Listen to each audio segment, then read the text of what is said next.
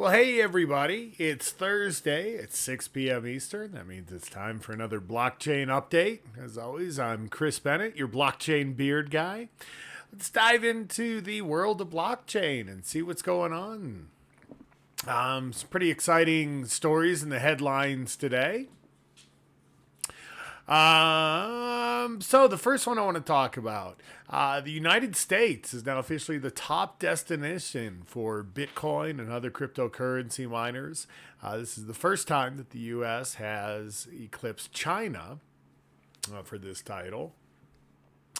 A lot of this has to do with the Chinese Communist Party coming out a few months ago and banning the practice of cryptocurrency mining. Before that point in time, China held a little over 60% of the total hash power or hash rate on proof of work blockchain networks. But that changed almost overnight. And the U.S. has now replaced China because of that as the most attractive destination for cryptocurrency miners.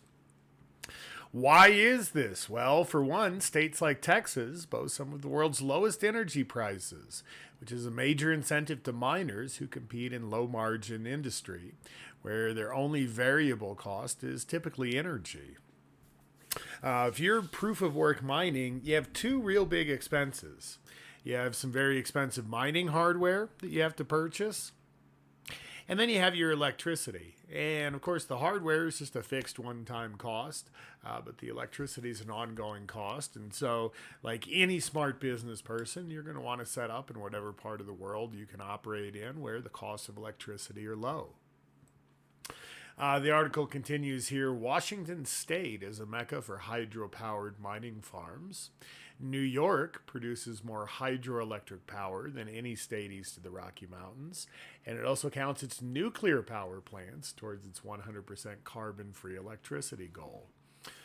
Meanwhile, Texas's share of renewables is growing over time, with over 20% of its power coming from wind as of 2019.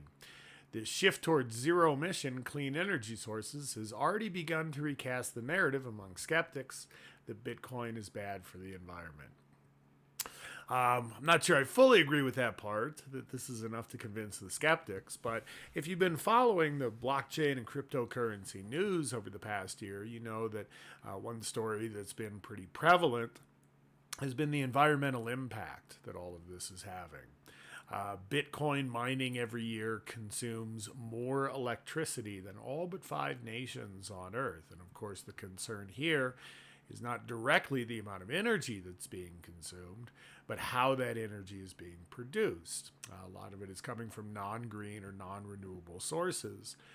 And that's leading people to be concerned about the overall environmental impact and long-term sustainability of blockchain and cryptocurrencies. So it's good to see that the community itself is wisening up, recognizing some of these trends, and making a push to use more and more renewable energy sources. Before Bitcoin miners started coming to America, companies across the country made a gamble that eventually, if adequate infrastructure were in place, they would set up shop in the U.S. That gamble is paying off. In the last 18 months, there's been a serious growth of mining infrastructure in America. We've noticed a massive uptick in mining operations looking to relocate to North America, mostly in the U.S. It says COVID played a role, but interestingly enough was Kazakhstan. Kazakhstan is just behind the U.S. in terms of its global Bitcoin mining market, with 18.1% of all crypto mining. Most of this energy, it goes on to say, is coming from coal-fired power plants, and the Kazakhstani government just passed a new law signed by the president that will introduce extra taxes for crypto miners starting in 2022. So it looks like eventually some of those mining operations may move over from Kazakhstan to the United States. So interesting to see how just one drastic policy shift can have this big effect in the market. Of course, this was something that in the blockchain and cryptocurrency space had been a fear for a while. Having that much hash rate or hash power located in mainland China might be problematic for geopolitical reasons. Now we see that that's the case. So interesting to see the market kind of shift in response to all that. Next up, Coinbase. You probably know Coinbase. It's one of the most popular, if not the most popular, mainstream exchange. So Coinbase is an exchange where you can take your hard-earned fiat currency, such as U.S. dollars or yen or euros, whatever your currency is, and exchange that for cryptocurrency like Bitcoin, Ether, Litecoin, etc.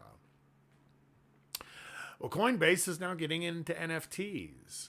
They announced a couple days ago that they plan to launch a marketplace that lets users create, collect, and trade NFTs, or non-fungible tokens. Of course, if you've been following the blockchain news, you also know that NFTs have been explosive this year. All this really got going earlier in the spring. You might remember that Twitter auctioned off their very first tweet. It was a tweet by Jack Dorsey, the CEO, saying, "Hey, I'm just setting up my Twitter." Sold for about $2.9 million worth of Ether. And that, of course, raised a lot of discussion about, is this the hot new trend, or is this kind of a foolish way to spend your money? But the NFT market has continued to grow this year, topping $10 billion in transaction volumes in the third quarter. Coinbase NFT, I guess what they're calling this new platform or offering, would also include social features and tap into the so-called creator economy.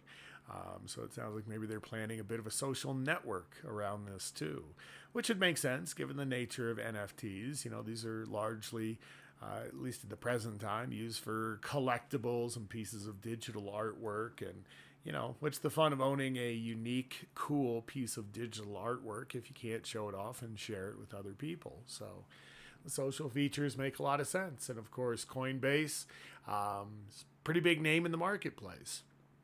So it'll be interesting to see how this goes. You know, I think blockchain is on the cusp of moving into a new era.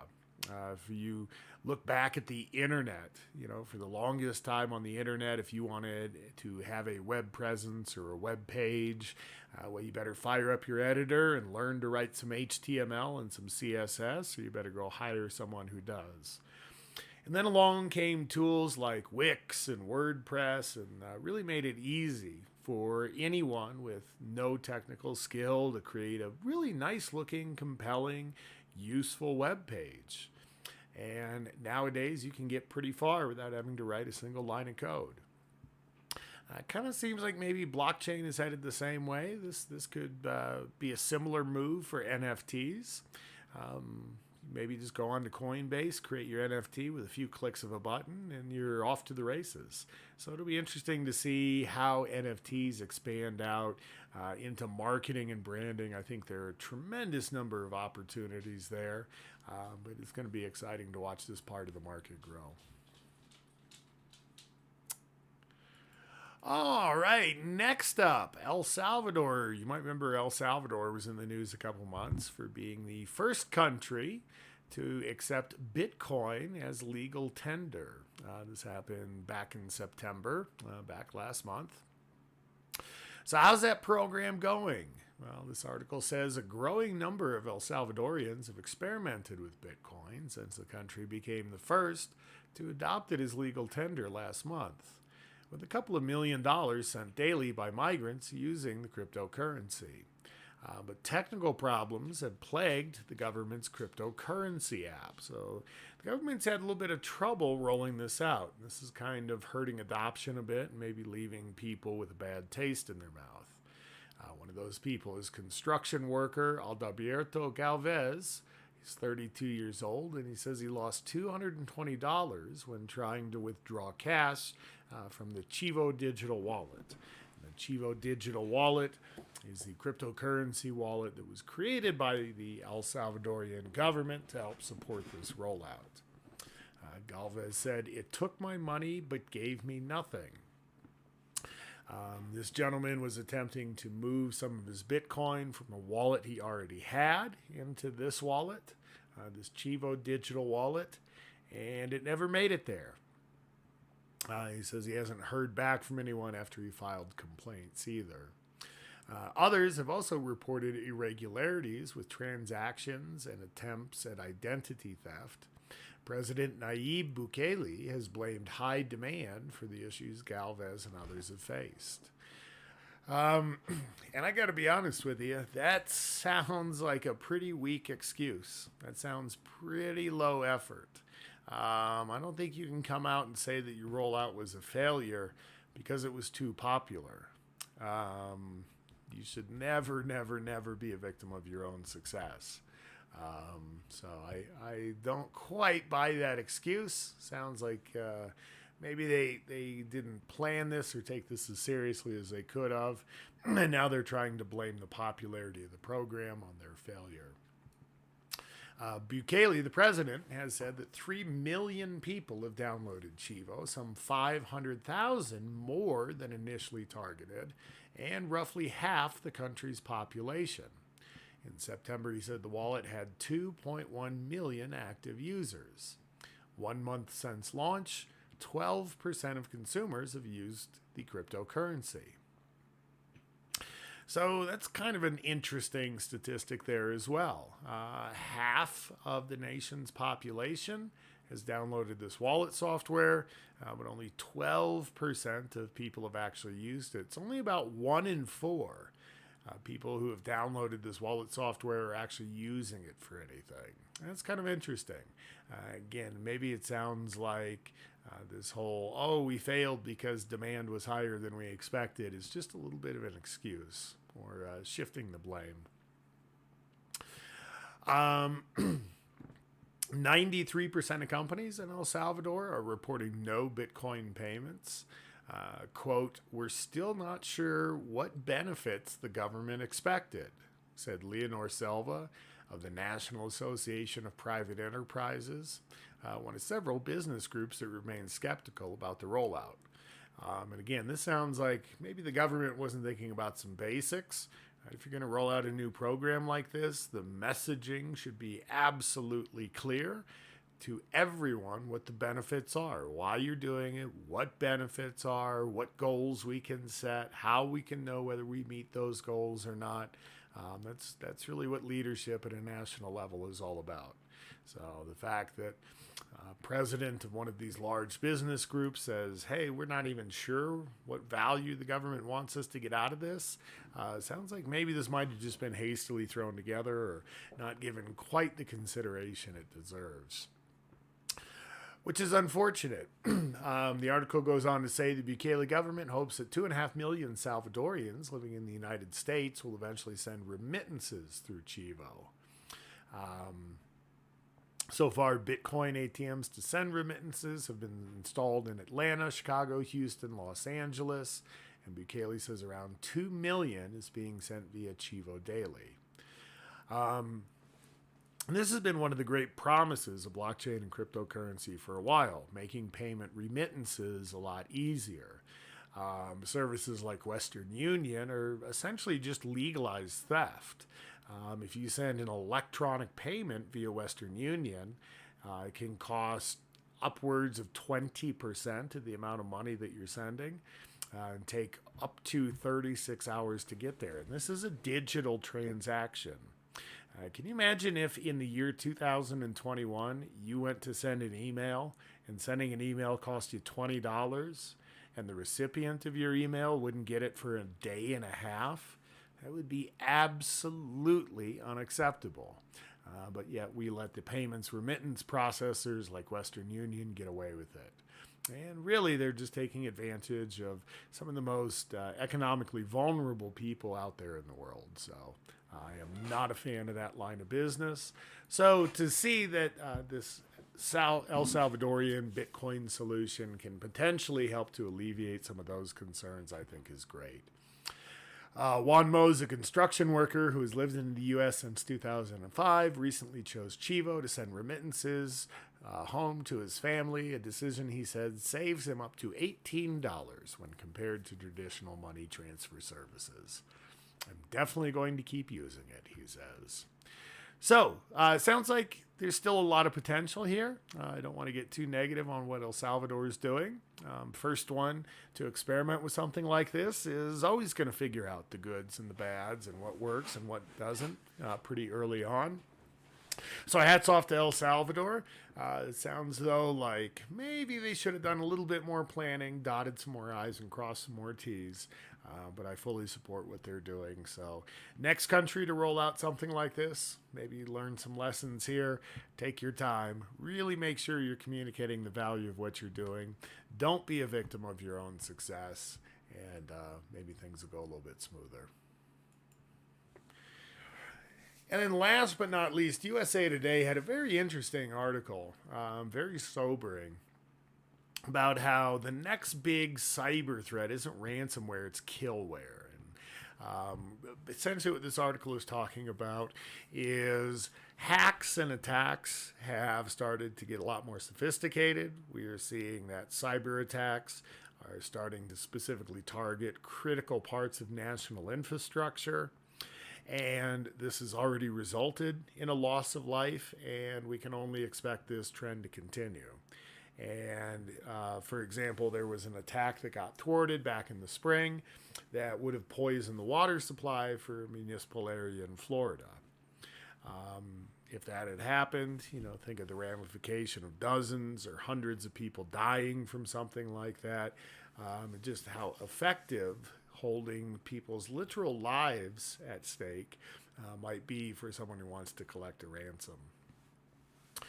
And of course, one big reason why so many critical parts of our infrastructure are at risk for something like this, both public and private infrastructure, is because most of what we build on is built on centralized infrastructure. Most of our technology is very, very centralized, and that poses a lot of risks. Centralization is incredibly efficient, and it's the reason we've been able to get to the point we have. But now that we start to have better alternatives, maybe we should start investigating them. You see, the risk of centralization, and if you watch this channel, you've heard me mention Willie Sutton a few times, is exactly what Willie Sutton, the famous bank robber, said. Willie Sutton, when arrested by the FBI, they asked him, "Why do you rob banks?" And he famously replied, "Because that's where the money is." If you put a lot of something that's valuable or attractive or vulnerable into one particular place, well, you make a pretty attractive target. Remember, blockchain and Web 3.0 is all about decentralization. How do we take these important things, the things that matter the most, and spread them out across the network? So if any one part of that network gets compromised or hacked, we're not giving away crucial data, or we're not giving up control of crucial assets. So these cyber attacks are starting to get pretty serious, and our mainstream media has done a pretty poor job keeping tabs on them and responsibly conveying the level of risk to citizens in this country and frankly around the world. But we are just going to keep seeing the effects of these cyber attacks grow in magnitude over time, and we're going to start seeing, unfortunately, a greater and greater loss of life because of these types of events. It really is time, especially now while we're talking so much about infrastructure here in the United States, to think more about decentralizing our critical infrastructure. Blockchain can really be a great way to do that. It's one of the, I think, biggest areas for growth that we're going to see in the blockchain field over the next 10 to 20 years. Anyway, that's it. That's all I found in the news today that looked interesting. Hopefully this has been educational and entertaining for you guys. Of course, our goal here at Blockchain Update is to keep you updated on what's going on in the world of blockchain. It's a fast-moving field, and it can be a full-time job just staying up to date. That's why you tune in here every Tuesday and Thursday at 6 p.m. Eastern for Blockchain Update. So I hope you guys are having a great day. We'll see you back here on Tuesday for another edition of Blockchain Update. Take care, everyone. Until next time, I'm Chris Bennett, your Blockchain Beard Guy.